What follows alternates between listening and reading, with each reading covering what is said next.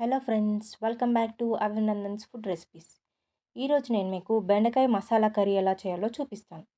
Stove పైన కడాయి పెట్టుకొని ఒక 3 టేబుల్ స్పూన్స్ ఆఫ్ ఆయిల్ వేసుకొని బెండకాయలు నేను హాఫ్ కేజీ తీసుకున్నా అండి. హాఫ్ కేజీ బెండకాయలు మంచిగా ఫ్రై చేసుకొని పక్కకు పెట్టేసుకోవాలి.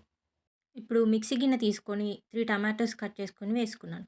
దాంట్లోనే జీలకర్ర, ఆవాలు, ఒక స్పూన్ మిరియాల పొడి, ఒక స్పూన్ ధనియాల పొడి, పచ్చి అల్లం వెల్లుల్లి రెబ్బలు వేసుకున్నాను. ఒక 2 table spoons of kasuri methi వేసుకున్నాను. ఒక 2 బిర్యానీ ఆకు వేసుకున్నాను. అండ్ 4-5 ఎండుమిర్చి వేసుకున్నాను. దాంట్లో కొన్ని వాటర్ పోసుకొని గ్రైండ్ చేసుకోవాలి. ఇప్పుడు స్టవ్ పైన కడాయి పెట్టుకొని ఒక 3 టేబుల్ స్పూన్స్ ఆఫ్ ఆయిల్ వేసుకొని జీలకర్ర, పచ్చిమిర్చి, కరివేపాకు వేసుకొని వేయించుకోవాలి. ఇప్పుడు ఆనియన్స్ వేసుకొని కూడా ఫ్రై చేసుకుందాం. ఒక 2-3 మినిట్స్ ఫ్రై అవ్వాలి. ఎందుకంటే మనం నెక్స్ట్ అనేది ఆ మిక్సీ చేసిన ఆ మిక్సర్‌ని వేసుకుంటాం. అందుకని ఆనియన్స్ అనేది మంచిగా ఫ్రై అవుతే ఇప్పుడు మిక్సీ చేసిన మిక్సర్‌ని వేసుకోవచ్చు. ఇప్పుడు ఆనియన్స్ పచ్చిదనం అంతా పోయి ఇప్పుడు ఆ టమాటో గ్రేవీ అనేది ఆనియన్స్‌కి పట్టుద్ది. సో, ఇప్పుడు ఆ మసాలాని ఒక 5-10 మినిట్స్ లో ఫ్లేమ్‌లోనే కుక్ చేసుకోవాలి.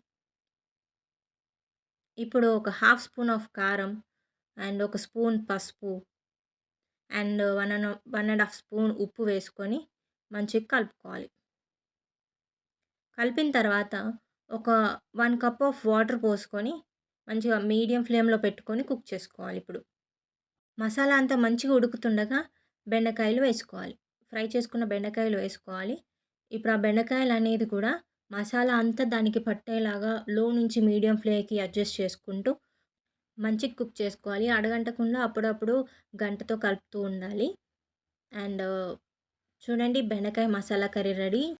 అన్నంలోకి అద్రిపోయిందండి. చపాతీలో కూడా ట్రై చేయొచ్చు.